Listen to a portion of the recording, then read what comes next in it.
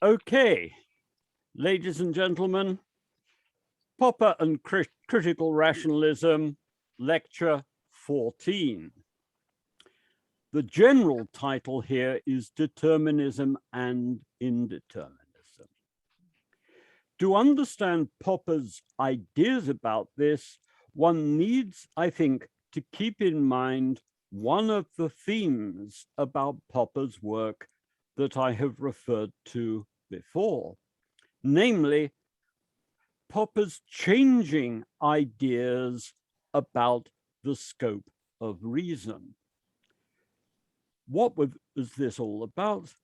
Well, there is this notion that at the time he was writing The Logic of Scientific Discovery, Logik der Forschung, his view about what was open to rational appraisal was rather limited in its scope, but that then expanded once he had ideas about how one could critically appraise metaphysical theories. And so what one finds when he's writing about this topic is that his ideas about this stuff change over time, and that initially he is talking in a rather limited range of things. Later on, he is much happier addressing more purely metaphysical questions. In addition, there's a separate strand to this issue, which I will not cover here, the issue of determinism and indeterminism. And this relates to Popper's arguments about quantum theory. A full picture of his ideas about this material would necessitate a coverage of this stuff. But as I've explained previously, the issues here are technical and, to say the least, would need a lot of work on my part, and I think greater competence than I have, before I could talk about them with any confidence. And even then, I'm not sure that my confidence would be matched by my competence. In Logik der Forschung, and thus in the Logic of Scientific Discovery, Popper took the line concerning metaphysics that I've explained earlier. That's to say, he didn't claim that metaphysics was meaningless, but he wished to write in such a way that his ideas in the philosophy of science didn't depend upon metaphysical assumptions. Further, he adopted the view, both in Logik der Forschung and also in Die beiden Grundprobleme, that one could treat metaphysical theories such as determinism as if they were hypostatizations of methodological ideas. That's to say, as if they were methodological ideas treated with a sort of misplaced concreteness. Could I just say as an aside, people are putting notes on chat. If the sort of notes that you're trying to give me are that there is a problem about the presentation, could you unmute yourself and say that, because I can't stop to follow the chat while I'm actually giving the lectures. Accordingly, in the Logic of Scientific Discovery is that we should work instead of with the metaphysical idea of determinism, with the methodological idea that we should always continue to seek for explanations, that we shouldn't, as it were, give up on the possibility of providing explanations for things. Now, in about 1946, Popper was working on a paper dealing with themes that relate to the open society, called Public and Private Values. In what seems to be just a single sheet of paper, which I think was contemporary with his work on that, He indicated that he is interested in the issue of determinism, but he thinks that it can only rationally be pursued by looking at scientific formulations of ideas about determinism, scientific rather than metaphysical. This seems to me to lead on nicely to his paper on indeterminism in quantum physics and in classical physics, which is based on a talk that he gave in 1948 and which was published in the British Journal for the Philosophy of Science in 2 parts in 1950.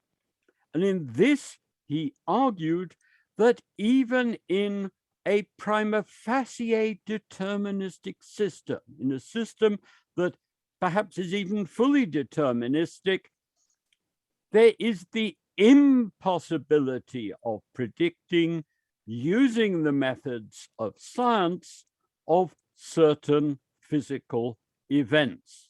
So effectively, what he's doing there is engaging with determinism, but he's engaging with determinism in its scientific formulation.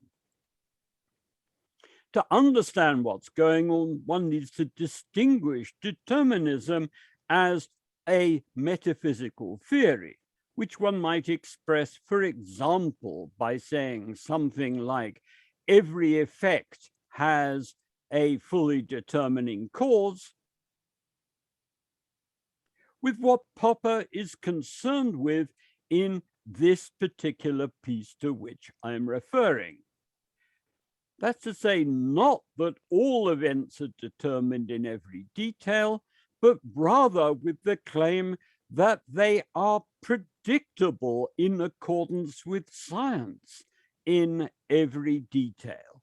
He's dealing with a stronger and tighter formulation of determinism than the more general metaphysical belief in determinism, but he's dealing with something which he thinks it's possible to critically engage with, whereas at the time at which he is writing, it is not clear that he actually had an account, that he could actually provide an account of how you can critically appraise competing metaphysical theories such as determinism and indeterminism.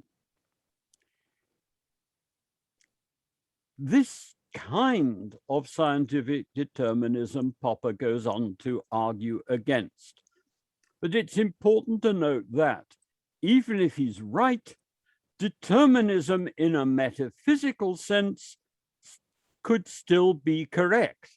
That's to say, someone might say, yes, sure, there are limits to our ability to make predictions, but that doesn't in itself show that it's not the case that every effect has a fully determining cause.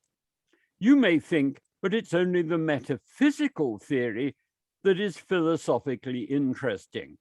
But bear in mind that at the time, Popper didn't have an account to hand available to him as to how such a metaphysical theory could be rationally appraised. What then is the argument that Popper offers in 1950? He considers not the metaphysical theory, but instead a physical predictor and a specific task of the predictor, namely to predict the behavior of a limited, isolated physical system. And Popper notes in passing indeterminism in quantum theory, which he, in a manner that was common at the time, interprets as an interference effect of the predictor upon the prediction. Popper goes on to argue that there are in some ways similar things happening in respect of a mechanical predictor. This is in the large, not just at the quantum level. First, that there is what he refers to as the Tristram-Shandy effect, namely that something that is predicting its own behavior is always going to be one step behind its own situation. This is the so-called paradox of Tristram-Shandy. The Tristram-Shandy set out to write a full account of his own life, but he found that the account was taking much longer to live than his life was, so that by the time he got up to a certain point, there was always much more of his life had gone on. Second, Popper thought that there's a relation between his concerns and Gödel's undecidability theorem in logic. To put it in very general terms, that in a sufficiently powerful formal deductive system, there will be true results which aren't demonstrable or refutable. And third, that there is the so-called Oedipus effect, namely that a prediction may bring about or may generally affect what it predicts. I won't go through the detailed arguments because they are pretty detailed, but anyone interested can check them out in the first volume of British Journal for the Philosophy of Science, which is readily available if you have access to a library that subscribes to JSTOR, for example. What Popper argues is that the kind of picture that one got from Laplace, that's to say that an intelligence equipped with a final Newton-style deterministic theory, suppose you got a theory like Newton's, only it was actually true, and a knowledge too of the position and momentum of everything at a particular instant of time, can predict everything.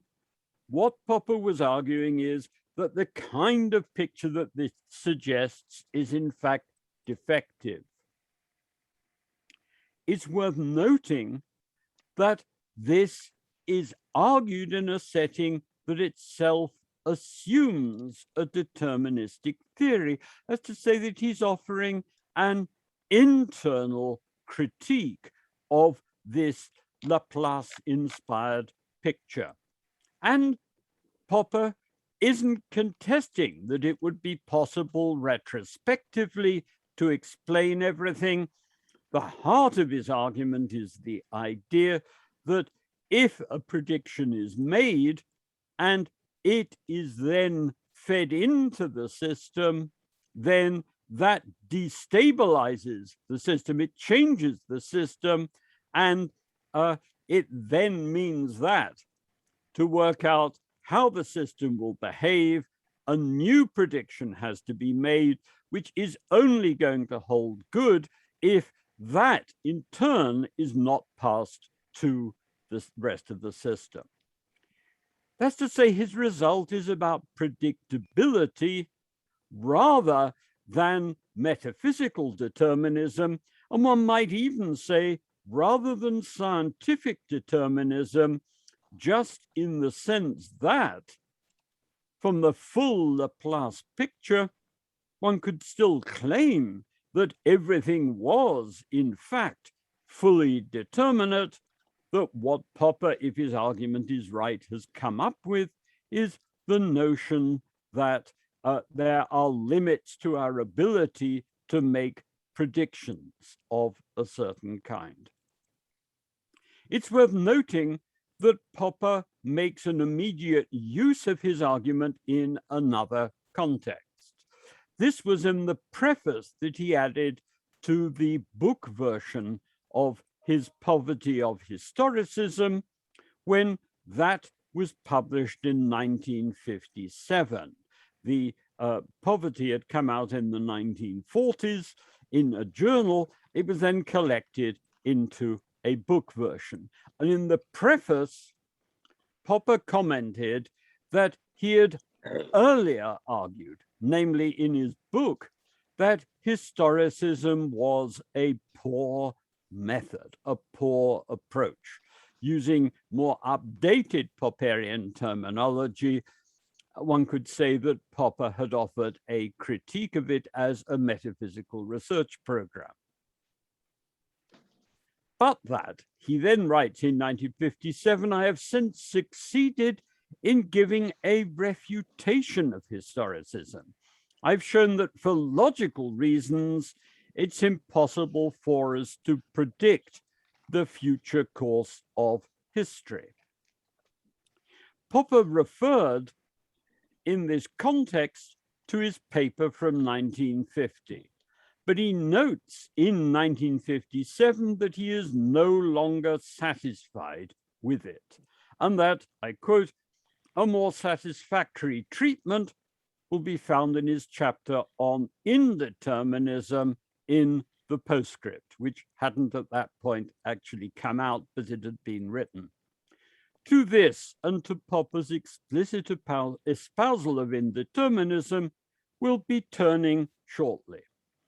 But first, I'll note briefly the way in which the kind of argument that Popper offered in 1950 lives on in his work, albeit, I think, in a slightly different guise. What I wish to suggest here, and it's tentative, is that one might distinguish between Popper's argument in the piece on indeterminism from the 1950s, and indeed also from the improved formulation that he gave to that argument in the Postscript, which are concerned essentially with physical interference effects, where these themselves are fully physically determined. I mean, that's to say, the model that he's setting up is one in which you have a mechanical predictor, which is fed information about a system, and which then feeds that information in the form of mechanical effects back into the system, and thus changes the state from what it was like when the prediction was made to a different state. And a view which is somewhat different because it interprets what's going on as involving the use of descriptive and argumentative functions of language, and thus to issues relating to World 3. That's to say, the old argument, and it needed to have this character in order to work, was one which was dealing with mechanical or similar systems. But there is a sense in which the argument lives on transformed in terms of what Popper then goes on to say about the way in which our knowledge might serve to interfere with and to limit the predictability of what is going on in the physical world. It is, however, worth noting Popper's comment at the very end of his paper, Indeterminism is Not Enough, which he and Bill Bartley included at the end of the discussion of indeterminism when the Postscript was finally published. That is, Popper's view of the universe as open doesn't depend exclusively on the existence of human knowledge. You could say that for knowledge for Popper is something like a really key cherry on the top of the cake as far as his argument about indeterminism of the physical world and openness is concerned, but that in that paper, at the end of it, he stresses that it's not the case that in his view, the openness of the universe depends just on the existence of human knowledge. Let me now turn to the arguments that he offered in the Postscript itself. The main discussion in the postscript by size, that's to say, what he spends most of his time on, is an extended critical engagement with scientific determinism. There seem to me to be two issues being pursued here. The first relates to his earlier concerns about our ability to get anywhere much by way of metaphysical argument as such. That's to say, by the time you get him publishing the postscript, and I should rephrase that, by the time that the postscript was ready to be published, which is in the around the mid-1950s, Popper recognizes that he wants to engage in metaphysical argument about determinism, but he doesn't give much space to it, and he prefers really to get stuck into the scientific side of the argument. He's moving away from this notion that you don't get very far by engaging in metaphysical argument, as we'll see shortly, but he's still not all the way there. He shows some reluctance to be concerned just with it.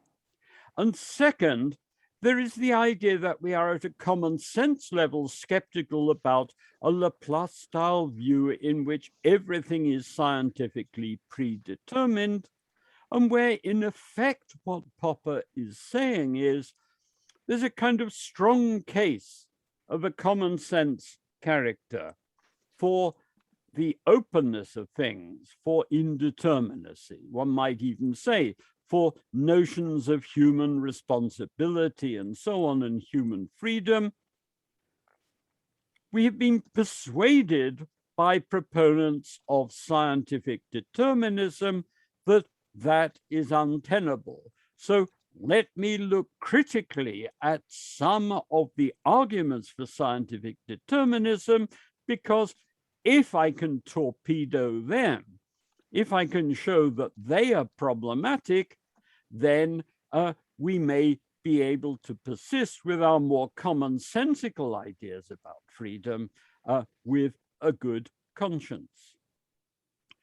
He wishes to argue that we have been misled into accepting a scientific determinist view which undermines our common sense ideas here.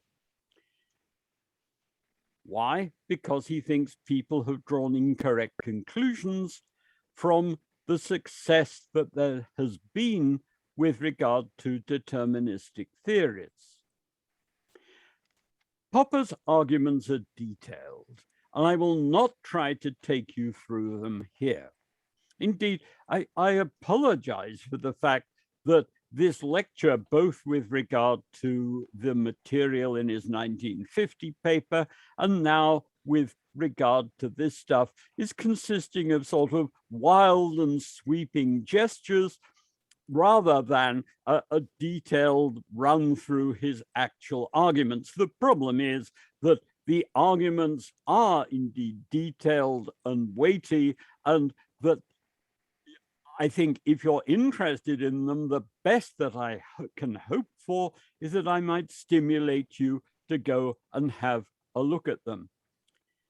I would see here my role as being a little bit like the Australian painter and entertainer Rolf Harris, who used to specialize in doing television programs for children, in which he would illustrate using the kind of large brush that you use for putting on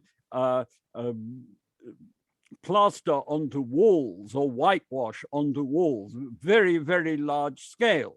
And he also did very good, more detailed pictures. I have a feeling he was even commissioned to do a picture of the Queen.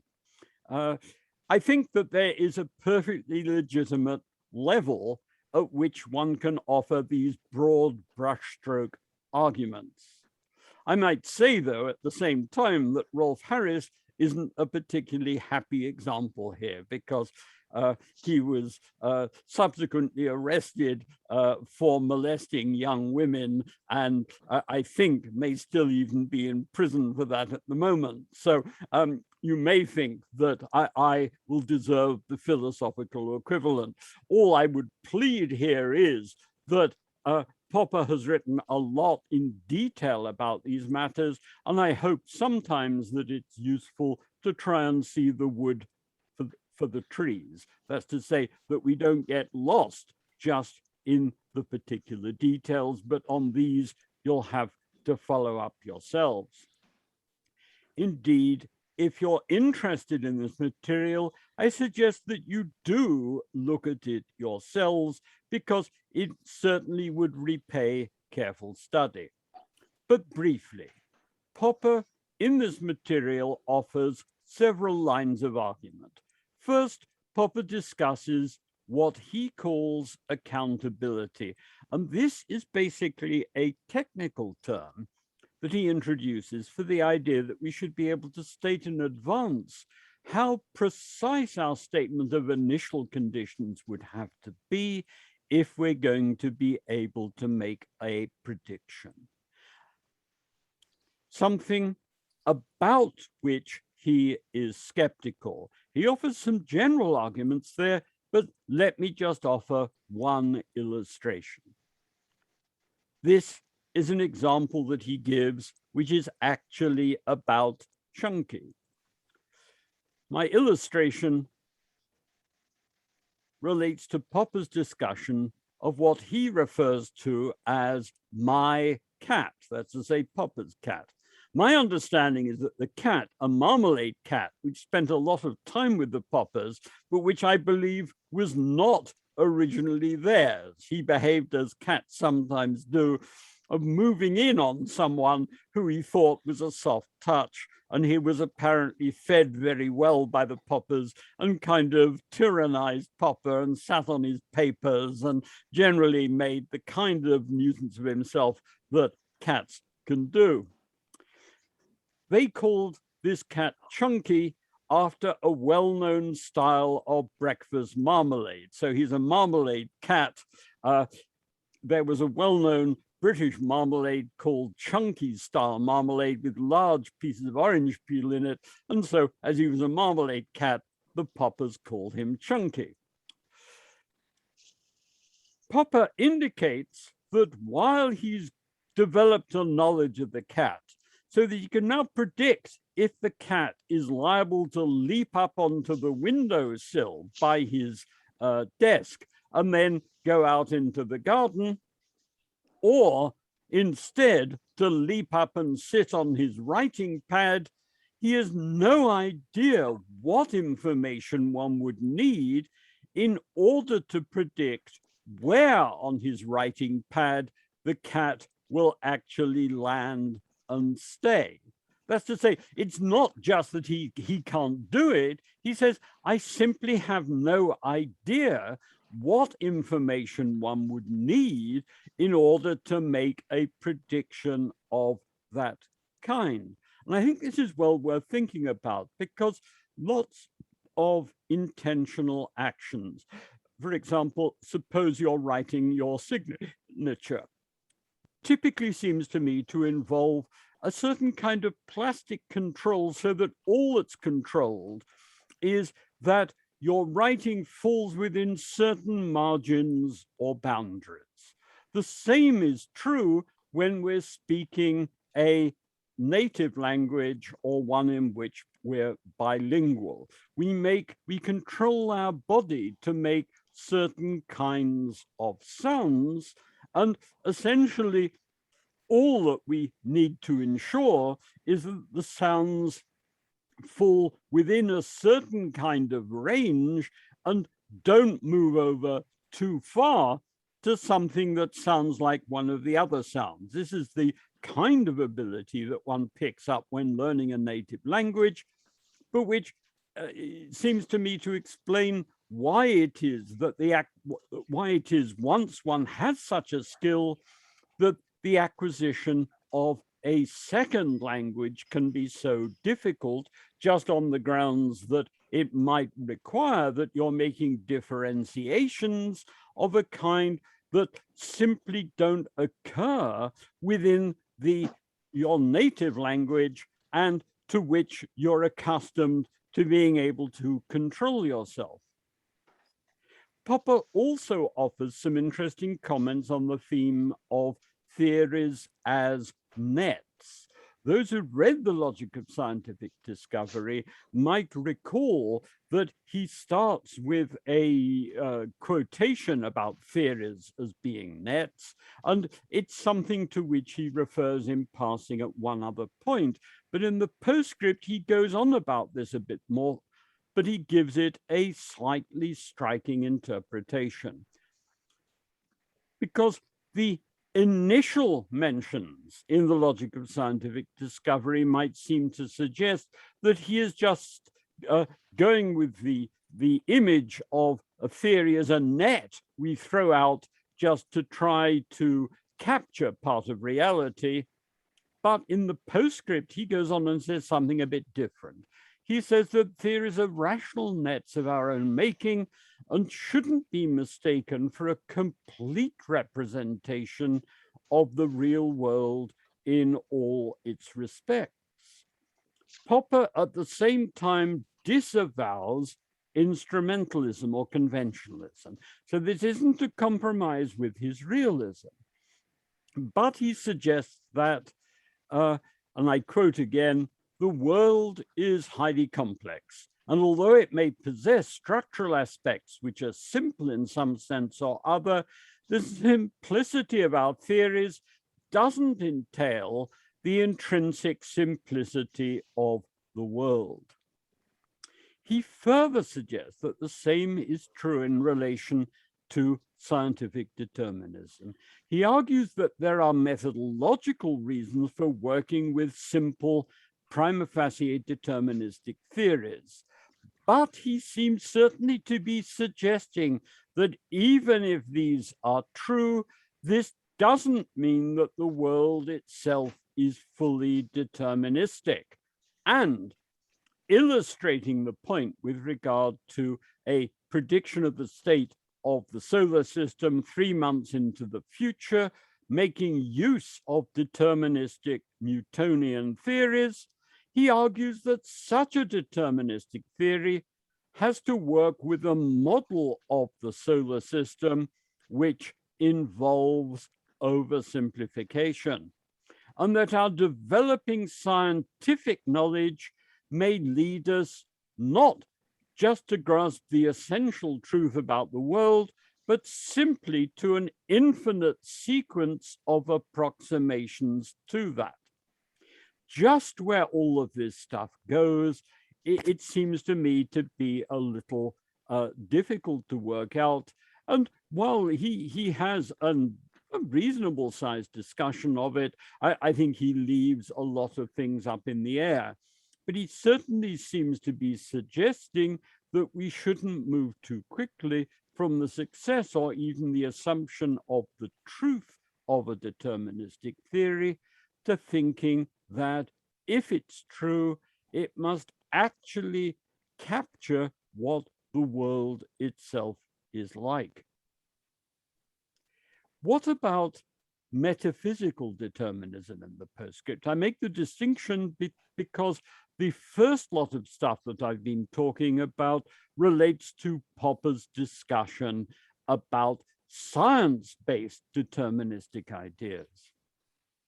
Popper, when he turns to metaphysical determinism, starts by reminding us that there are different versions of this, including theological determinism, the idea that God, if he exists, knows everything, including what's going to happen to us in the future. And Popper wants to suggest that this isn't touched by the kinds of arguments that he's discussed before, or indeed, one might ask, is it actually touched by the kind of arguments that he makes when he moves towards more metaphysical themes? However, he goes on to discuss two kinds of arguments which are broadly science-related, but metaphysical. The first of these arguments relates to a discussion that he had with Einstein. He's reported briefly on this also in his Unended Quest. In this, Popper argued that if one held a view like Einstein's, in which there was determinism and change was unreal, one was stuck with explaining why we experience there as being change and a direction to time. That's to say, our experience of these things, the character of that experience and so on, would still have to be explained. The second line of argument, in developing which he draws on the work of the French physicist Alfred Landé, relates to the problem of how we are able to generate predictable randomness whenever we wish it to occur. For example, by throwing dice. And the notion here is that if you have fair dice, you can generate pockets of randomness. And Popper says, look, this is really quite well known. There is no big problem about it, but it actually poses a problem for the determinist. Why?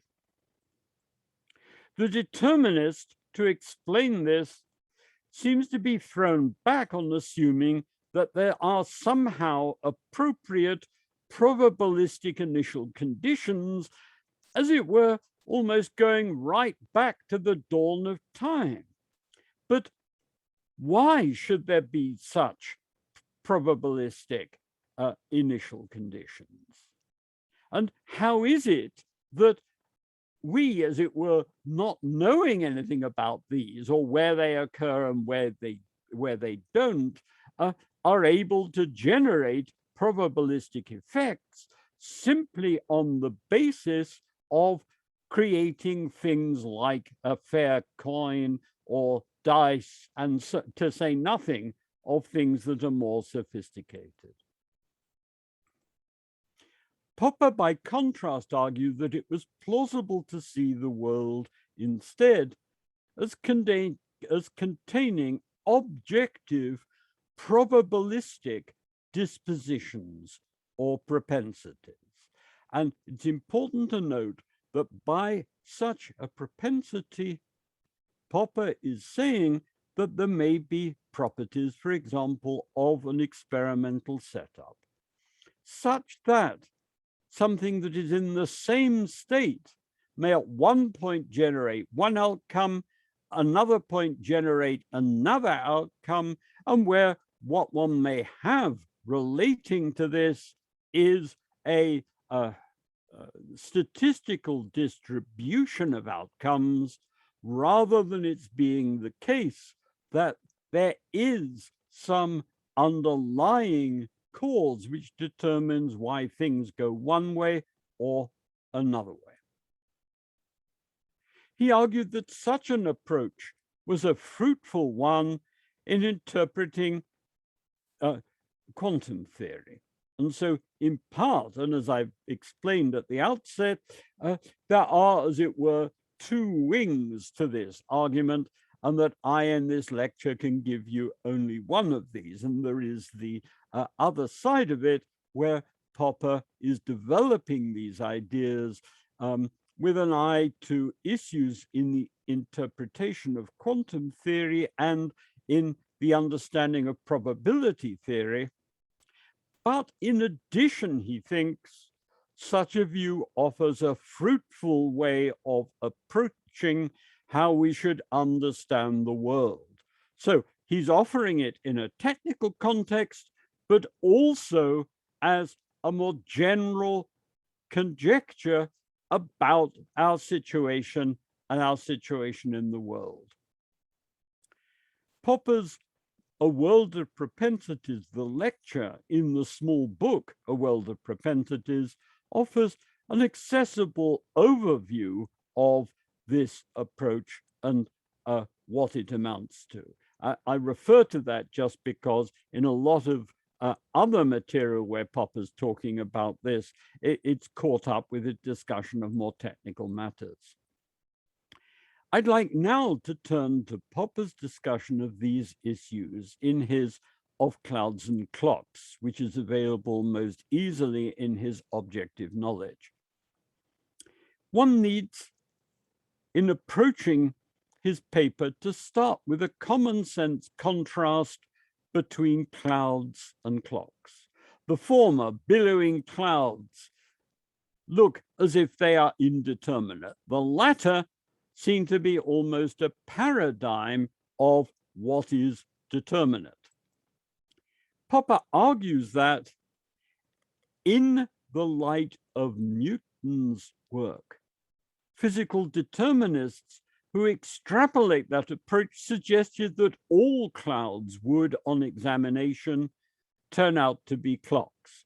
So he's saying, prima facie, there's a difference between stuff that looks as if it is determinate and stuff which looks as if it is hazy, chaotic, and not determinate.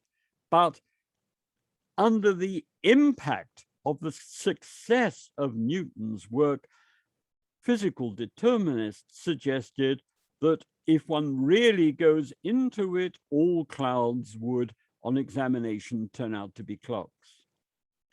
Popper, by contrast, endorsed Charles Sanders Peirce's view that all clocks may well actually be clouds. That's to say that the underlying physical structure of the world may actually be objectively indeterminate. Popper also, in this lecture, discusses Laplace's demon and also what he calls the nightmare of the physical determinist, the way in which, if you take the kind of view of things that Laplace suggests, then it would seem as if certainly all the physical aspects of our actions, including, for example, my waving my hand in the air here, my scratching my nose, or whatever, or the physical motions that I would go through on composing a lecture, or for something more elevated, if I were moved to compose poetry or something of this sort, or if someone even competent at these things was composing a lecture or making beautiful poetry or music, that in principle,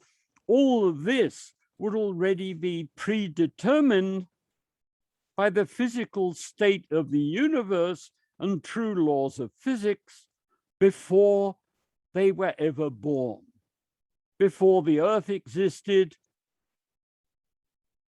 at the very beginning of the universe.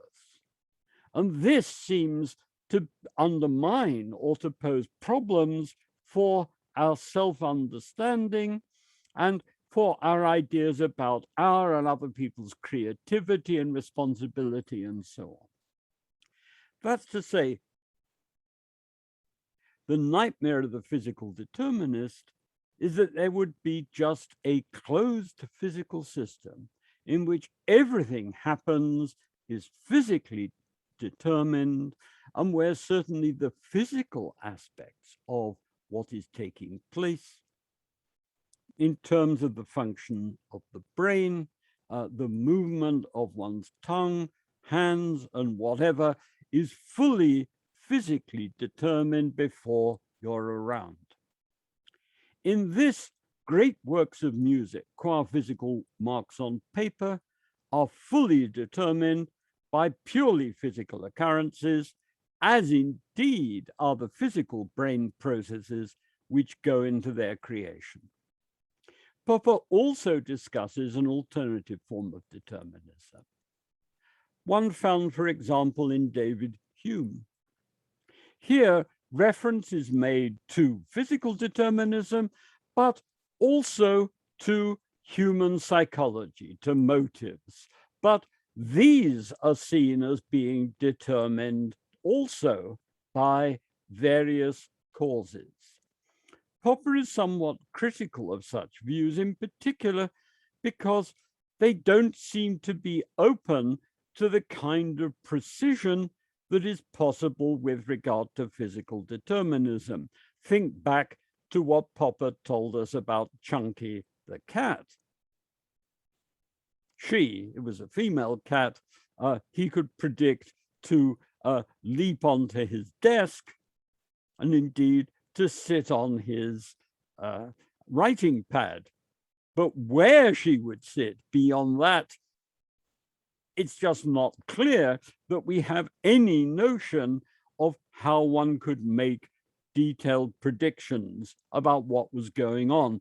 You certainly wouldn't appear to be able to do so at the level of motives, just because, and this is my interpolation, what's going on at the level of motives seems to be really a matter of plastic control, which is pretty vague with regard to details that don't actually matter in terms of the discharge of the purposes in question.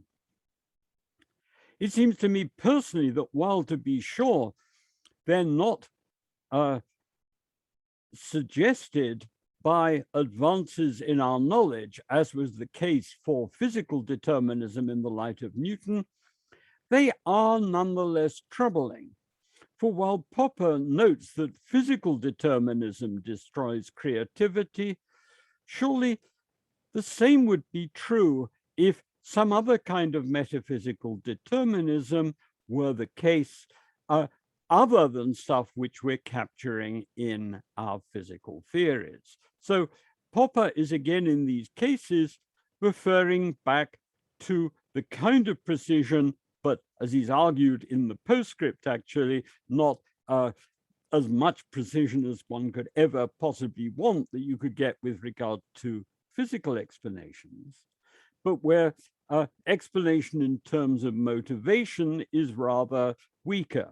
But I guess I'm saying, well, okay, but even if what we're concerned with here is really rather weaker, that weaker kind of knowledge might still nonetheless be somewhat troubling in terms of our ordinary ideas about such matters as creativity and our self-understanding.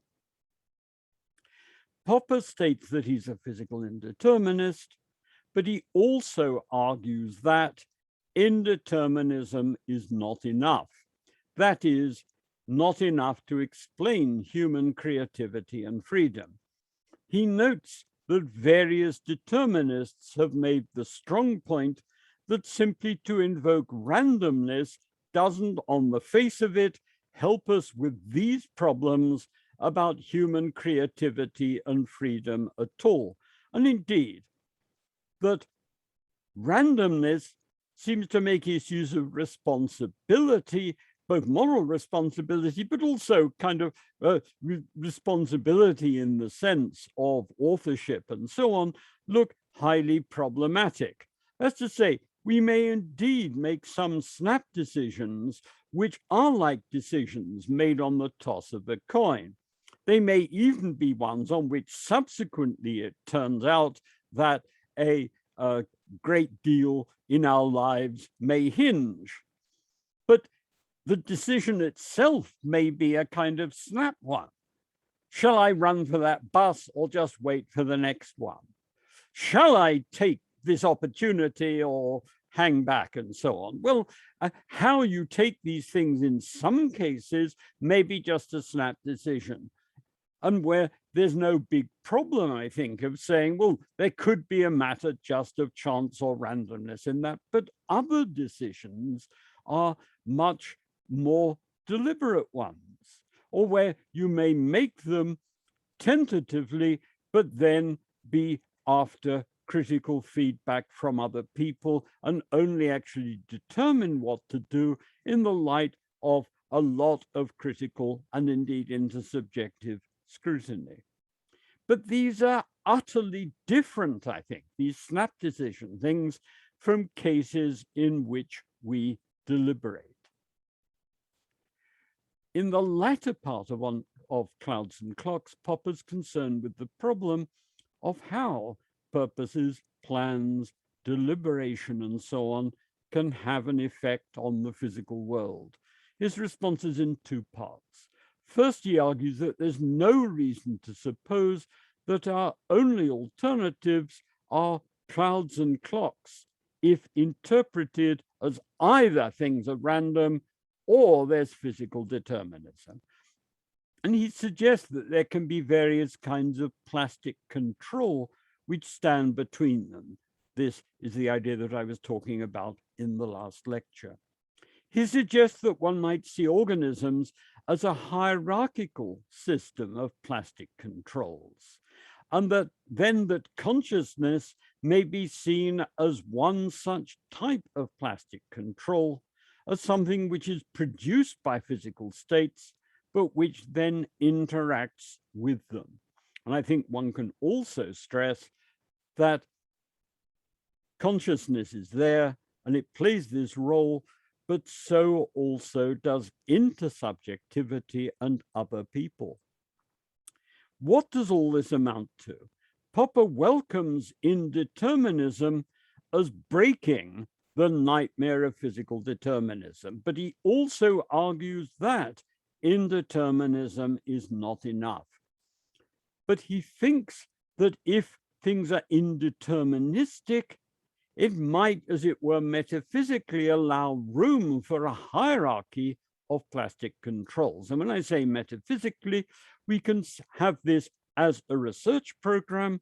Obviously, one would then have to see whether this could be cashed out in terms of making sense of how these things work in detail. And in his view, these things can be topped with, as it were, our aims and purposes. That's to say, with a form of interaction between physical states and non-physical states. I will discuss this in my next lecture when I consider Popper's views on the philosophy of mind. But it's worth pointing out immediately that for Popper, the physical world he's suggesting isn't to be seen as causally closed. And this is probably one of the most contentious of Popper's ideas, because I think this is an idea, the openness of the physical world is something that I think most philosophers who work on these matters just reject out of hand. One theme which is mentioned in passing in Of Clouds and Clocks is the disagreement between indeterminists and determinists about the character of chance. For Popper, as an indeterminist, chance and probabilities actually exist in the world. Indeed, in Popper's view, it's useful to see the world as consisting of things with probabilistic dispositions. By contrast, for the determinist, chance and probability are essentially a matter of our ignorance about a world that is in itself deterministic. Popper has a range of arguments in favor of taking an objective view of physical probability. John Watkins, in his contribution to the Schilp collection, The Philosophy of Karl Popper, offers a useful overview of them. As I mentioned, Popper also offers an account of how we might understand the world as consisting of situations which exhibit various probabilistic dispositions. This is, in his Postscript, indeed suggested as an example of a metaphysical research program for science, one which he favored and commended. In part, he offers this as a piece of metaphysics, a way in which we might understand the world and our place in it. In part, it's offered as an interpretation of, for example, probability theory in physical contexts, and as an improvement over the idea which he held and championed in Logic of Scientific Discovery, that probability should be seen in terms of so-called limiting frequencies. That's to say, as to what the frequency of an endless sequence of throws of, say, a die would eventually tend towards. These ideas, Popper also suggested, could be made use of in the interpretation of quantum theory. But all of these issues are technical. If someone has a background in this material, I'd encourage them to explore it, but it seems to me that not much would be gained by my trying to say more, or indeed anything much about it here. What about next time? In our next lecture, I'll discuss Popper's ideas about the mind-body problem. I was lucky enough to work with him when he was writing his contributions to the joint production with John Eccles, The Self and Its Brain. But Popper was writing his parts of it under difficult circumstances. His wife was very severely ill, and Eccles, his collaborator, was pressing Popper to finish his contributions speedily, just because Eccles, who'd written his part of the thing already, was concerned that if the book was delayed, the scientific material in it might become outdated. If you don't have any background in this area, I would commend Of Clouds and Clocks, which I was talking about in this lecture and in the previous lecture, because it also says some interesting things about the mind-body problem. I will next time be talking about stuff from the self and its brain. Thank you very much.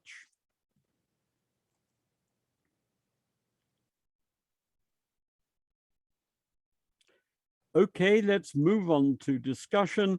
Indicate with a hand or an image of a hand if you'd like to come in, and I'll call on you and get you to mute.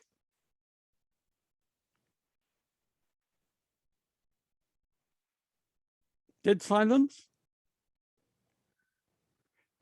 Luke, was that was a finger? Yes, it's a hand. There's a hand. Yes. Yes.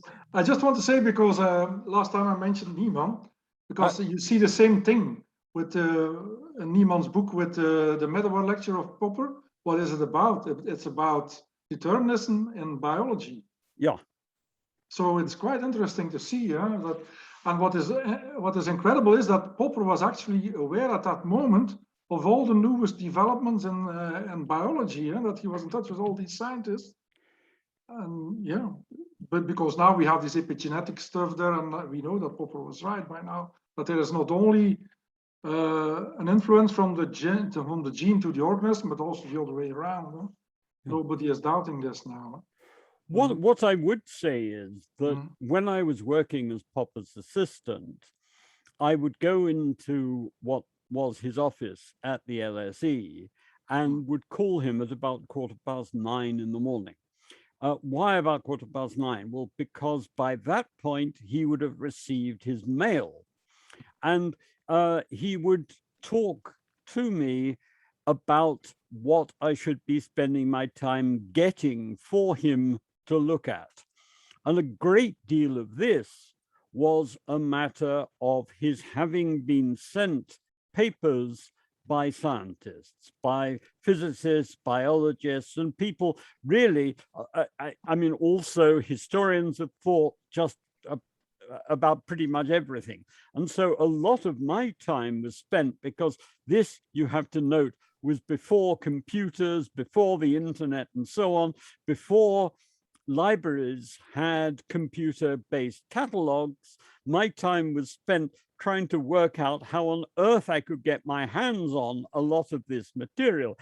Some of it one could get by interlibrary loan, but other stuff I was ferreting around all over the place, taking photocopies of. I mean, thank goodness they actually by that point had photocopiers. But where Popper was reading a great deal of this rather than reading for most of the time work by philosophers. And this, in a sense, also explains the kind of mix of things one has in his work. I mean, typically, when he got interested in a problem, I would be asked to get material by philosophers, by work on the history of philosophy, contemporary work, and so on. But where a great deal of his effort was being put into these somewhat speculative issues about scientific matters. Okay, I have Margareta next, then John. Okay, so Jeremy, I was wondering about this Popper saying that he believes in chance and probability, and whether you ever had an opportunity to push back on that idea. Because the determinist, my background is in strategic management, and I discovered there are people that believe that good fortune and bad luck determines which company are successful and which one fails. And when I talk with them, I find out they're like deeply religious Mormons living in Utah and their bishop in their church. And then it turns out that for them, probability and randomness is a coded language for divine intervention. And so the determinist kind of keeps his determinism by just adding a little extra like container at the end of his argument, and it says the error term is actually a measure of the randomness. And so now I have a perfect explanation. So did Popper never kind of think about that maybe randomness is just that you cannot use it as an objective force, because then you actually destroy the whole argument of critical rationalism? No, I mean, basically, Popper's view was, I mean, this was something, as I've tried to indicate, his views on this really developed over time. But his view certainly became that the world was objectively indeterministic. This has nothing whatever to do with God, that determinism for him is a kind of limiting case of constrained randomness. So that, and it's also the case that in his view, randomness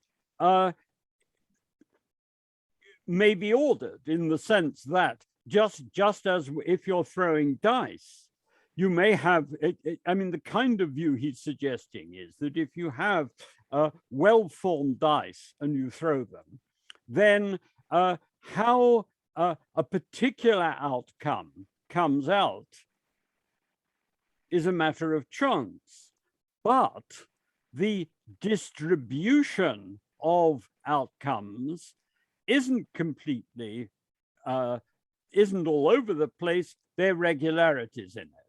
So his view really is the entire world, he thinks, is probabilistic, but things being probabilistic is perfectly compatible with there being order of a statistical kind. And so his view of the physical world here is that it is of that character, that it isn't something that just comes up in quantum theory, it is ubiquitous. And his view is that if you have such an approach, it is then easier to start to make sense of things like human freedom and the role that consciousness plays, not that these are random, but that if the physical world with which they are interacting isn't of a fully deterministic character, this makes it in principle rather clearer how there could be interactive effects. Okay, so I just want to, before shutting my mouth, so to say, make a comment. This, I'm totally into Popper's philosophy, but I think here is a particular mistake that he hadn't really figured out how to fix it. That the alternative, dus the world is indeterminate, but to kind of go and then say it's probabilistic, that the alternative for him could have been to look at discursive processing, dus the role of reading and writing and talking and listening. And I'm thinking that his arguments about the distinction between the third descriptive and the fourth argumentative function of language, that they were kind of where it should have gone instead of getting stuck in physics. Yeah. But you see, I think his argument is, if those things to which you're referring are going to be able to make any genuine impact on things, then we have to take seriously the kind of picture of the physical world and its character that we're being offered. And Popper's argument basically is that the kind of picture that one gets in Laplace as an extrapolation of a Newtonian picture, really, if you take it seriously, can in fact accord no role to the things that you're talking about, or certainly not a role of the sort that we take them to have. Why? Well, just because everything was essentially in principle fixed before any human being ever existed. So what he is offering is on the one side, theories which he thinks will help us better understand the problems in physics and in other areas of science, but also a picture of how we should understand the physical world, such that indeed there is room for the kind of things that you're talking about as actually having an effect. And I'll be saying more about this aspect of his argument in the next lecture on the mind-body problem, because all of this stuff fits together. All right. Okay. I have now John and then Ulrich. Okay. Yes, perhaps some of my questions will spill over to Ulrich, I think, especially because he's an expert on clouds, isn't he? He now disappears. Yes, sorry. Okay, but I understand the idea of the plastic control and all that makes very much sense. I mean, because but we're talking here about organisms that have some kind of emergent consciousness within them, like we Homo sapiens and Chunky the cat and all that. But outside of that, if we're talking about the dice, for example, if we're rolling dice, isn't the way that they end up on the table, does it not have to do with microscopic aspects of the physical world? In essence, in theory, but possibly determined, yeah. And then I'll yield to Ulrich. John, can I just try and clarify? I mean, sure. There are two different kinds of issues that are being discussed, but for Popper, they are interconnected. One of them is, I guess, a certain combination between a picture which has been extrapolated from the success of Newtonian theory, coupled with the philosophical idea that if anything happens, there must be a sufficient cause, a sufficient explanation for why it happened as it did. And on that level, Popper is offering an alternative approach, one which says basically that, well, it's got two bits to it. On the one side, that the lesson that Laplace and others have taken from the success of deterministic science is a mistaken one. And second, at the physical level, he wants to champion the notion that there simply exists objective physical indeterminism. So the notion here with regard to the dice isn't that the die is somehow thinking where it should go. Yeah. The notion rather is that Popper wants to suggest that a fruitful way of looking at the world all the way down and all the way up is to see the physical stuff as indeterministic, but as exhibiting probabilistic dispositions. And in some cases, these dispositions may be such that something just simply doesn't occur. In other cases, it may generate regularities, as does throwing an unloaded die or something of this kind. But Popper wants to suggest that, and to offer arguments as to why it's plausible that there's no reason to suppose that there are, in fact, fully determining physical reasons why, which govern that distribution. Now, at what level the probabilistic dispositions are operating is an interesting question. If one responds, no, I mean, it must just be a matter of micro causes which are fully determinate, the issue that he throws back at you is this argument from Alfred from Landay, where he says, look, the problem really is that if your theories are fully determinate, where is the statistical distribution coming from? I mean, that's to say, how do we explain that somewhere, somehow, initial conditions were such that one would get the kinds of distributions that we get?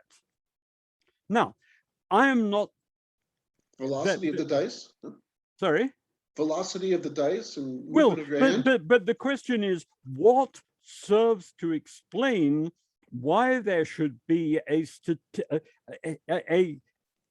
repeatable statistical regularity at the level of the outcome. Now, there are two different tasks here. I mean, on the one side, to explain to the best of my ability what Popper was arguing and why, and to point you in the direction of where he argued the stuff in more detail. It is another thing as to whether that argument is actually a good one.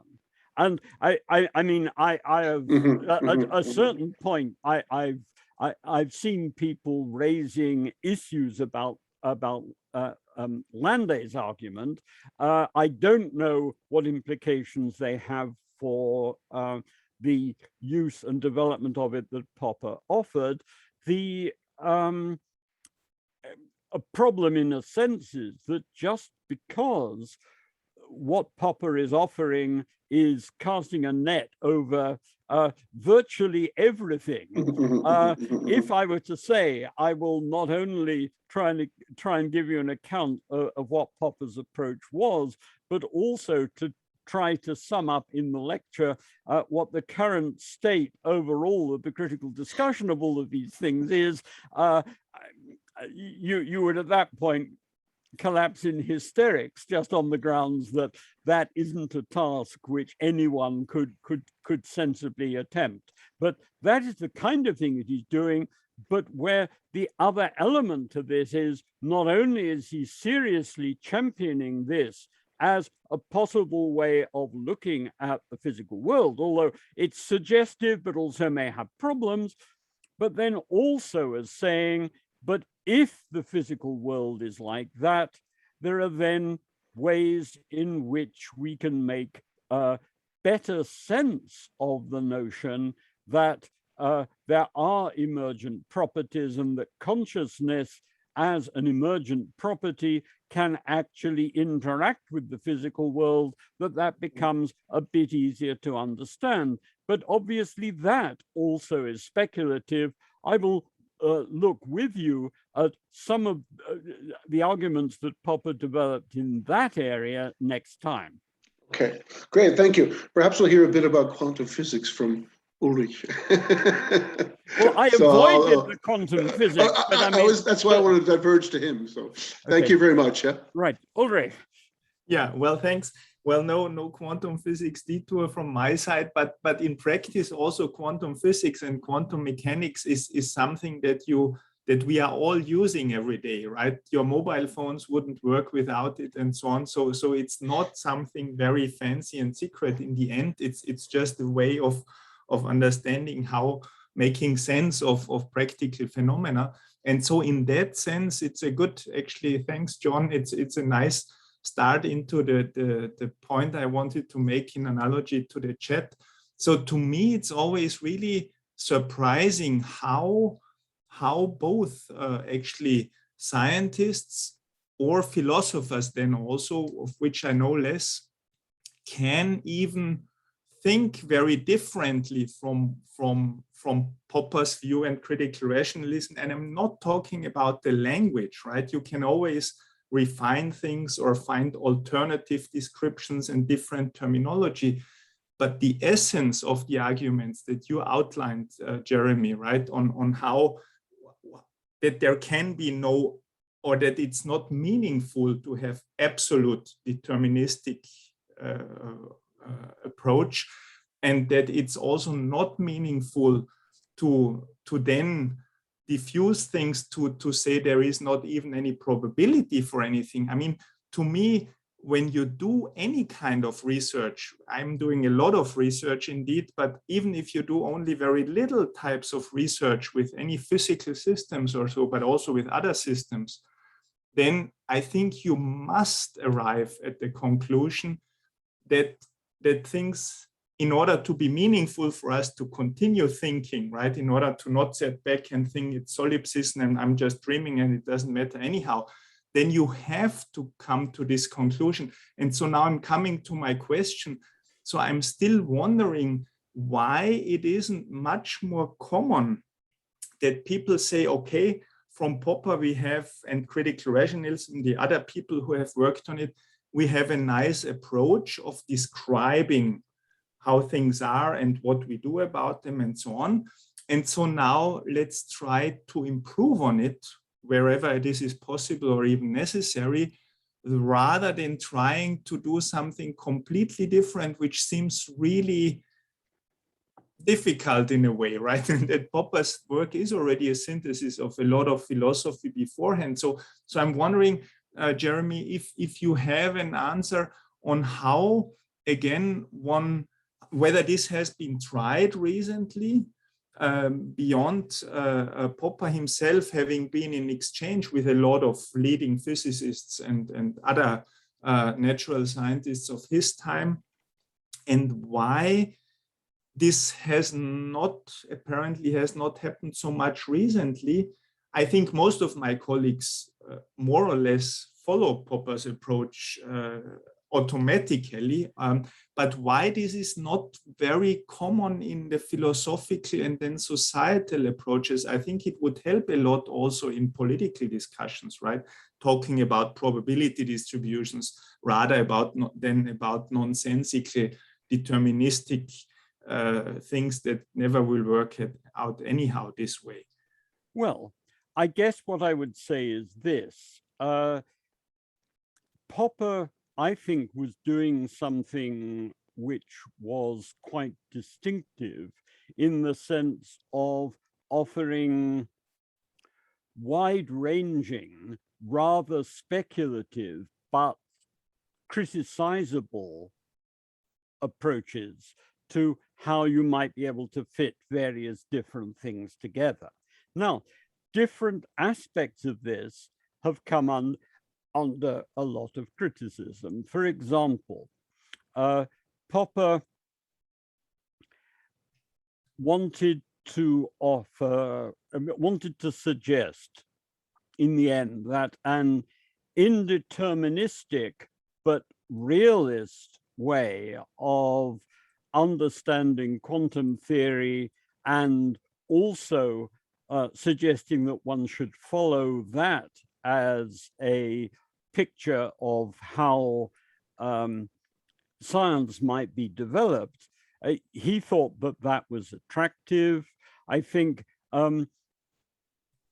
certainly there is a lot that is problematic about some of the technical suggestions that Popper made, and particularly argument about the Copenhagen interpretation of quantum theory and just how that should be interpreted is certainly a big area of contention. A second thing is this, that Popper wanted to talk about probability in terms of claims about the world. And so he took probabilistic theories as attempts to grasp what was actually out there. Many other people really want to take probabilistic theories as being as much about aspects of our knowledge or aspects of our estimates of reliability of things and how they're modified over time. And as a consequence of this, the sort of resolutely objectivist approach that Popper has taken has not been one that many people have found acceptable. The other thing, and I'm going to talk about this next time, relates to what Popper has to say about the mind-body problem. Because one of the striking things that Popper wants to claim is that that states which are not physical exist and can have an effect on the physical world. Now, as I mentioned in passing, this is a view that certainly virtually all philosophers in this area have tended to think is just madness, or have said, well, it is, a view that people might have held, but as our knowledge of the workings of the brain develops, it just starts to look an implausible approach to take. Popper, I think, offers some interesting arguments as to why it is a good way to go, but where certainly I think that it's not something where he thinks there are knockdown arguments. The difficulty is, I think, that in many ways with regard to those problems, you have to say, okay, if I take this view, then I can give a reasonable account of some things, but I'm also faced with difficulties. I mean, an obvious enough one is going to be to say, well, if you don't think that there is interaction between something mental and physical, do you actually think there's something mental at all? And if you don't, what do you make of a certain range of conscious phenomena and so on? If you think, well, there is the mental and the physical, but the mental is just, as it were, the inside of the physical, well, you can get a certain way with that, but again, you have to grapple with some difficult problems. And so I guess my view about these things is Popper champions a particular view, but I think he does so undogmatically and says, look, we're faced with different alternatives, and there may indeed be possibilities that haven't occurred to anyone yet. But what we need to do is to kind of spell these things out and to spell out what, as it were, as intellectual strategies the pros and cons are of taking different approaches to these matters. Ulrich, sorry. Yeah, so maybe just a very quick reply. So many thanks. And again, I think that this would be so helpful to have, whether you do it for Popper or for critical rationalism as a bigger body than him alone, to have sort of a structuring of what are the core principles, right? And that's sort of also what you outlined today, where I would say scientifically, it's very difficult to have a different approach from this thing, right? Of probabilities that are meaningful, but not everything being 100% deterministic because of exactly the arguments you also brought up. And so that these are sort of the core concepts, right? The philosophical ones, but also these sort of scientific in terms of natural science ones. And then what are the interpretations at the far end, right? Mind-body issues or the interpretation of quantum mechanics. What do I think of it? Does the state exist? Is it a wave? Is it a particle or so? But these are then sort of just interpretations at the far end, right? But the core is actually not affected by it. And actually throughout science, I guess also philosophy, but in science, definitely you always see that great scientists and great theories and whatever always come to their limits and then are further developed nowadays more than just being disproven. You just Newtonian physics is still valid, but only in a certain range, right? And then you go further. So to bring this across in philosophy and make use of it, I'm wondering whether one could do more of this kind of synthesis in philosophy. Well, it's interesting. I mean, with one ear, as it were, I'm tempted to say, well, perhaps someone will approach me and say, well, with a bit of assistance, you should get a series of books on this kind of stuff out, which, if Ulrich is correct, will make your fortune. I should say that in general, academic writing, I do rather worse making anything from than I would prostitution, which, if you look at me, it would suggest that my earnings in that area wouldn't be particularly great. But I mean, more seriously, I think that there are two aspects to all of this. I mean, on the one side, a number of people have got what they think is a clear idea of what Popper's ideas are, and they think that he's just rather silly. Another element to it all is that, I mean, that's to say, because the ideas are not a very good picture of things. A second thing is that the general way in which people work in philosophy and now in most other areas tends to be technical and restricted, so that it is just very difficult to offer a kind of large-scale picture of anything. And I think too that what I would see as being behind this kind of approach is one where one would expect there to be, in some cases, broad agreement.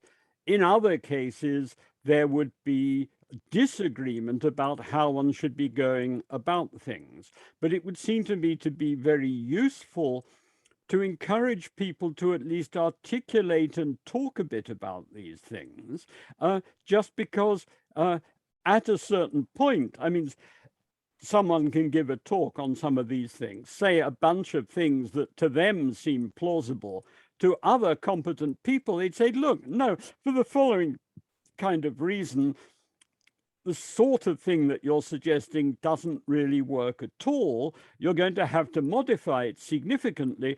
But I think unless there is this discussion at a reasonably general but open level, you're not going to be able to learn very well from one another about these things. Yeah. Okay. I have next Peter and then Margareta and John. Is that an old weary hand or is it a new hand? It's a new but brief hand. But, okay, well, look, I'll bring you in after Margareta then. Okay. Certainly, thank you. Peter first. Okay, am I muted or not? No. You've just muted yourself now. Now, that's better. That's it. You're unmuted. Go ahead. Okay, so I read of clouds and clocks for the first time last night, and I was impressed by a couple of things. First, that how close Popper came to solving problems of free will against determinism, and also how he seems to have been largely ignored by many of the philosophers and neuroscientists that I was reading last year while I was researching my own solution to that problem, most of whom seem to be determinists or compatibilists who have some sort of soft determinism as to how our choices and free will might work. So I think that there was very curious that Popper's influence there wasn't greater, and I also believe that the one thing that might be added to Popper's ideas in clouds and clocks is the idea of how the brain actually is able to train itself so that what might be a snap decision once becomes over time is learned from, so that say if you choose to because of your hereditary somewhat reckless character decide to because of an urgency to get across the street in face of an oncoming car, run out in front of that car. After that car swerves and screeches on the brakes and the driver curses you out, the next time you're in the same situation, you might decide not to run out in front of the car. You can train your brain so that what was initially a chance snap decision is not repeatable in future in a consistent way. And furthermore, that doesn't just apply to snap decisions. The same training process can apply to sort of moral questions, such as finding a wallet in the back of a taxi cab with 500 pounds in it and returning it to the authorities. You might do that the first time, and if you were lucky enough to find a second one, the first time you feel a glowing reward because you did the right thing and maybe you got a 100-pound reward from it. And maybe it happens a year later and you didn't get the reward from it, but at least you feel better and you don't really need the money that much, so you think you forget about it. But then 5 years after that, your situation has changed. You're not in the cab because you can't afford one. You've lost your job. You need 500 pounds. You're going to be thrown out of your digs. And somebody in front of you walking on the sidewalk drops his wallet. You pick it up. It contains 500 pounds. You could say, wait, mister, you dropped your wallet. Or in this case, you might be more likely to stick the wallet in your pocket and walk the other way quietly. Okay, Peter, can I come back? First of all, the Of Clouds and Clocks was given, I think, as a lecture at the University of Denver and was then published in an accessible form, really in Popper's Objective Knowledge. And by that point, Popper just really wasn't getting read all that much. And Objective Knowledge also is a book that has quite a lot of different ideas in it.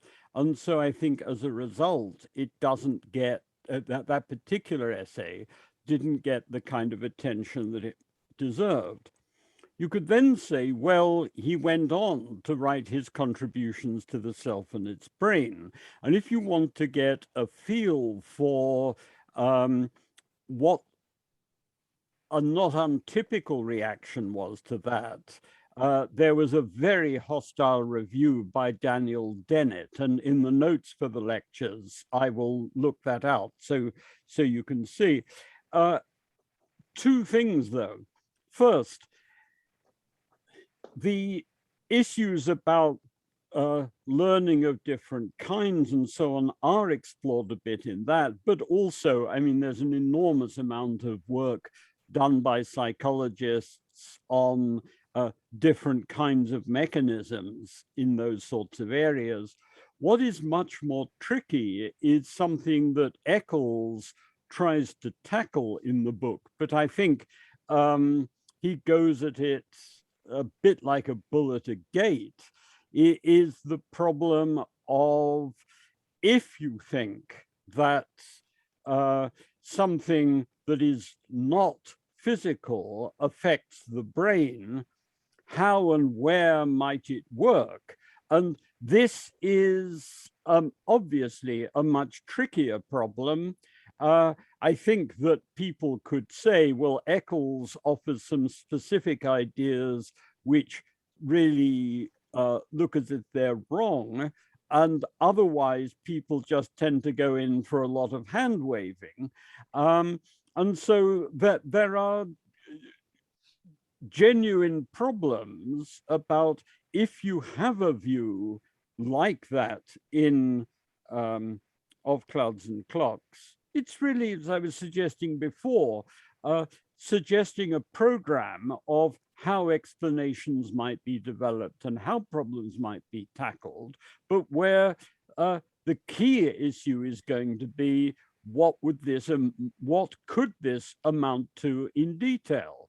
And where that isn't something that you can demonstrate, it's a matter of different speculative ideas and trying them out and seeing how you might possibly make sense of them and so on.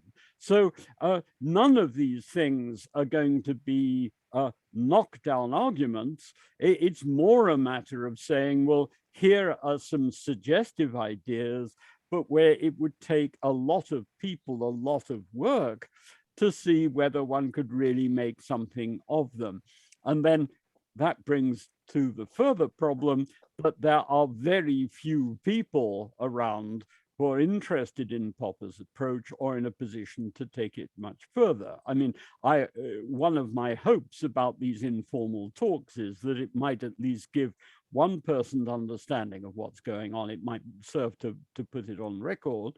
And conceivably then, it will have a fate of one of two kinds. I mean, either in due course, the things might be discovered, yes, this looks really interesting. Or alternatively, people might say, look, if you want a real laugh, look at this series of lectures. Here one has this elderly guy who really thinks that this is a promising and interesting approach, and just listen to him. So the situation from that point of view is very much open. Do you want to come back at me, Peter? I've got a couple of other people who are lined up. Okay, I would just say I agree with you, I think, and with Popper's writing in Clouds and Clocks, but I think the situation today on what my reading, which is somewhat limited from the internet and YouTube, about people like Dennett and Pinker and other well-known philosophers who get paid good money to fly around the world giving lectures on the subject of free will, is that their ideas are not only wrong, but that your approach, Popper's approach, and the ideas that I put down in my manuscript last year while I was working on this problem are actually better ideas. Well, that's great. And what's more, you get these things, anyone who might be interested, for free. So, I mean, I was struck. One of the reasons for doing the lectures was that it suddenly occurred to me that international conferences are expensive. People travel, they have to pay hotel bills and so on. But what we've now got used to with the as a byproduct of Zoom and COVID is basically that you can have these things and talk to people across large distances, and it really costs virtually nothing. I mean, it's cheap enough so that people can pay for it out of their own pocket, as I've done for this. Now, I've got Margareta and then John. Margareta. So, Jeremy, yeah, I wanted to say, I look forward to your next lecture on the mind body, because I think that's really necessary to really get this lecture, but also on a future lecture about aesthetics and the role of metaphors, because I want to make that maybe a little rebuttal to, or big rebuttal to Ulrich, that what is missing in this conversation is really our use of metaphors. And like gambling is just one metaphor, but there are lots of other gestalts. And it has been documented that people have used to talk about uncertainty and randomness. And each gestalt comes with a slightly different objective. And that is precisely, I think, that Popper is trying to get at with this argumentative function, that is asking us, please do not settle on one gestalt, because you just may have settled on the wrong gestalt and everything will be right. And everyone disagreeing you will be wrong, and you will die thinking that you're right, but you never kind of see the other side. And I mean, to just give an example, I just want to throw this out there, because the issue today is not quantum mechanics. The issue is more, how do we work with electricity? And there are at least 5 competing paradigms, and it's not settled at all. And so this one paradigm is quantum mechanics, where it's all free space and jumping quantize. But another one is epilepsy, that there is an electrical storm in the brain. And that is another way that electricity is being studied, and people try to understand what is happening in that brain. And on the third one, of course, we know the electrical grid. I mean, that are the engineers that have their own set of equations. And on the fourth one is electrons on a semiconductor. I mean, they behave a certain way. But then we have also those who study cosmic rays, and their equations, I mean, they don't work with an electron as if it's a 0 and a 1. I mean, that they work with something else. And then finally, we have the ones who say what happened at the beginning of the universe and the Big Bang. And they have a whole set of mathematical equations that I wouldn't be able to understand. But I'm just trying to say is we have at least 5, 6, 7 paradigms for electricity, and the challenge is, instead of fighting with one another, that we actually listen to one another. And we can only do that by looking at the discursive processes and how in the world today we're all in the argument. I mean, we're all in I'm right, and all the ones who are not listening are wrong. And so I think, again, that is where Popper kind of missed an opportunity. And I hope, Jeremy, that you kind of show us how to further develop that opportunity. Oh, Yeah. Two comments only. First of all, I'm planning indeed to say something about Popper and aesthetics, and there will not be a single word about metaphor in the lecture that I'm planning to give. So you are going to be, I think, in the end, as disappointed with that one as you probably are with with some of the others. The second thing that I'd say is the things you're talking about relating to electricity, I mean, they seem to me on the face of it, but this may just be a product of my ignorance, really referring to people dealing with rather different problems. So, I mean, it's not clear that if you're finding that people are talking, are saying different things or working within different approaches or frameworks, that they're necessarily clashing with one another. Although I think that there that one issue that certainly can arise is that if work is sufficiently narrowly specialized, people may work in one area with certain kinds of assumptions and just not be aware of the fact that other people elsewhere think they have very good reasons for not working with those assumptions, which actually the first lot of people should be paying attention to. Can I turn to John and then, sorry, Ulrich wants to get in on this. Ulrich? Just a quick, I mean, I don't know, Margareta, maybe you first respond to Jeremy, but I would like to follow up quickly. Yeah. Mm-hmm. Yeah, I just wanted to say to Jeremy and also to you that this is where I see the opportunity of Popper, that because you may be right, I may be wrong, and also the three world hypothesis, that it could help bring people together to kind of have these discussions with one another. And actually that's the reason that I have the picture that I have there. But Ulrich, please. Well, maybe just to follow up, because you sort of said it sort of as a criticism for which we are here, right? Also of my statement. So, but I think there is no contradiction between anything that we had that has just been said, because again, in electricity, now to get to your example, no reasonable scientist or medical researcher, right, because science and medicine is not always the same, would then claim, no, my electricity is different from yours, right? Everybody, every one of the examples that you named would say, okay, you have a different perspective, but we are all talking about the same thing and different meanings or what it then practical applications of it, right? But to go maybe even one step back is sort of about the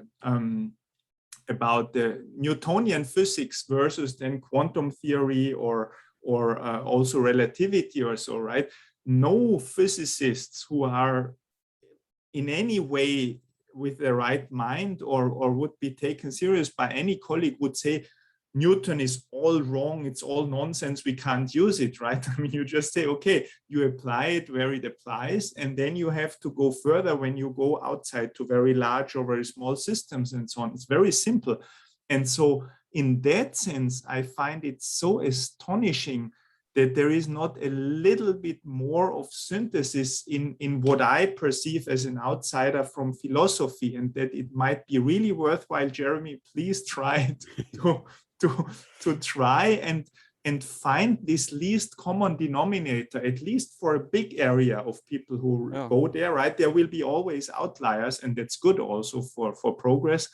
But I think this common denominator and building, right? And then again, maybe Popper didn't make, I mean, you cannot do everything in one lifetime, didn't make everything clear how you can use these things flexibly and so on, but he did, Margareta, like you just said, right? So I think it would just need to just build on his wording and complement it, and maybe Jeremy gives it another try beyond the lectures. Well, it's a little difficult because I mean I'm now in my early 70s, and I have a long list of other rather pressing commitments. I mean, I'm interested in Popper, but I also do work in social and political philosophy.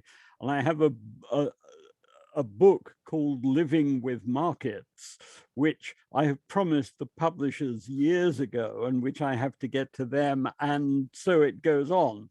So, but look, I take your pleas seriously, Ulrich. Now, I have John next. Okay. You can hear me okay, right? Yeah. Just one brief comment and then a suggestion.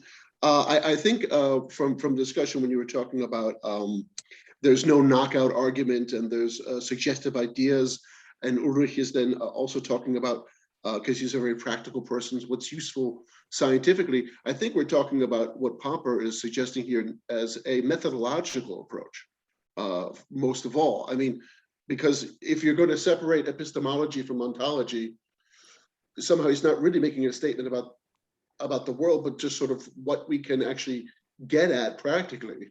I think there's a way of reinterpreting metaphysical arguments methodologically, as he often does. And the second thing was, and I'm glad you mentioned the Dennett review, because it really was quite hostile.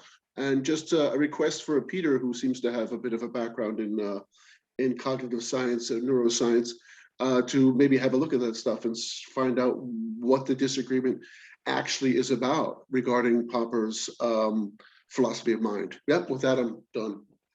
Okay, all I'd say is the plea that I was putting in wasn't just for talking about things as methodology, but really for saying, look, it's useful to look at things as being competing research programs, that these have got, I mean, in part, arguments about their plausibility or otherwise, but also one needs to sort of spell out what kind of tasks need to be undertaken if the approach is going to look interesting, and then to see how people fare in relation to these things. And a big problem that I'd raise, and this relates again to some of the issues that Ulrich has raised, is really this, that suppose someone wants to write about such things, it's almost impossible to do so academically. Or rather, what I would say is that they are not the kind of things on which people can publish and develop their careers. It may be possible that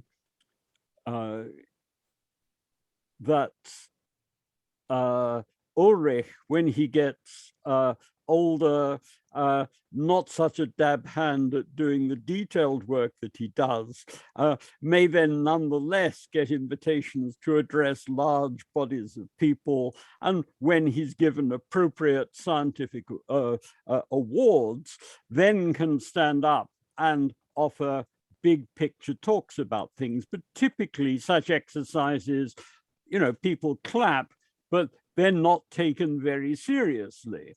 Whereas I guess my plea would be to say, look, where in a sense it isn't obvious, what you actually need to do is to articulate briefly or give an appropriate reference to the approach that you're taking and why at the beginning of a paper, so that people can see sort of how to situate it. I mean, because without having that done, and without there being, you know, reasonable discourse about it, it's very difficult to converse with people. I mean, I've found, well, there's a story to this. When I was working as Popper's assistant, he and Eccles were at one point working on the self and its brain. I mean, they were each working separately and doing actually rather different things about it. But where Eccles had been trying to get Popper to attend a conference, and the conference was about the theme of the unity of science. And Popper, it turned out, was very reluctant because he thought it might have something to do with Otto Neurath's ideas about the unity of science, which he'd always been rather suspicious of. And Eccles put a lot of pressure on him, and he said he'd probably go to it. But then, as typically happened, he was actually unwell and couldn't. And Eccles said, well, look, I can get you a ticket. You might find it interesting, Jeremy. Would you like to go to it? And so I did. It turned out that the conference was a large one organized over Thanksgiving, because they could then do it cheaply, by a religious sect. The Unification Church, otherwise known as the Moonies.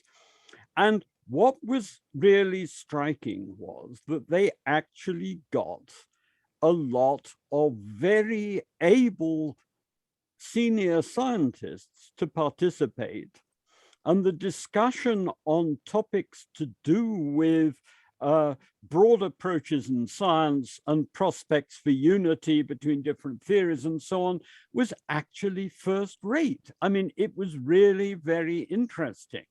But what struck me about it was that this was the kind of discussion where certainly if you talk to able senior scientists, they often have quite wide-ranging interests and are able very sensibly to engage in various sorts of discussions. People will have a variety of different views on things and will be able to conduct themselves in an interesting way. I mean, Peter Medawar was an exemplar of this. I mean, someone with broad literary and philosophical interests as well as being a very good and serious medical researcher. And there have been other people as well. But it is only a tiny amount of this stuff that goes on, and typically it's dismissed as being pointless or not what you should really be doing. And so my plea in this would be to say, look, I think we'd actually gain, not by abandoning tackling serious problems, but by complementing it, by having people spend a bit of time articulating where they're coming from, why they're doing what they're doing, why this looks plausible, and to have some critical exchange about that as well, and then to think too about how one might be able to reform scientific institutions so as to give people appropriate incentives for and recognition for engaging in that, as well as the more detailed work, which currently is the only thing that they're going to be able to do. But I shouldn't go on about this particular one because I could go on about it all night. We have, I think, just about run out of time. I did have a question from someone who was saying, well, if Chunky took over Popper's house, has Ramsey taken over mine? And what I would confess to here is that there are some cats who like to go to sleep in their box, just a particular point. There are other cats who tend to like to sleep in a different place each time. And I am sometimes, if I go to bed quite late, not sufficiently punctilious about where I put a pile of my clothes that I'm going to wear the next day. And I stick them on the bedroom floor. Ramsey has cottoned on to this, and given half the chance, he will be found in the morning after he's eaten asleep on the clothes that I was planning to wear after a shower. So the answer is yes, but he hasn't yet been the inspiration to a great philosopher as Chunky was. He has only been the inspiration to an aging mediocrity as I am. And with that thought, I had better stop. If anyone has got suggestions or comments that you'd like me to put into the notes on this as an appendix, do send the stuff to me. And I would say once again that the notes that I distribute give you the text of the lectures, tidied up in some cases, but also with references to things, or sometimes with slightly fuller explanations, which I'm not able to put into the lectures themselves. But it's time now for me to stop. Thank you all very much. And thank you very much, Jeremy. I'll see you. Thank you, Jeremy. Thank you very much. And I'll see you around about a week's time on the mind-body problem. But I suspect that Margareta will be even less happy about that than she tends to be about most of the other lectures. No. I better stop. I'm very happy. I'm just teasing. Thank you very much. Thank you. Bye-bye. Bye-bye.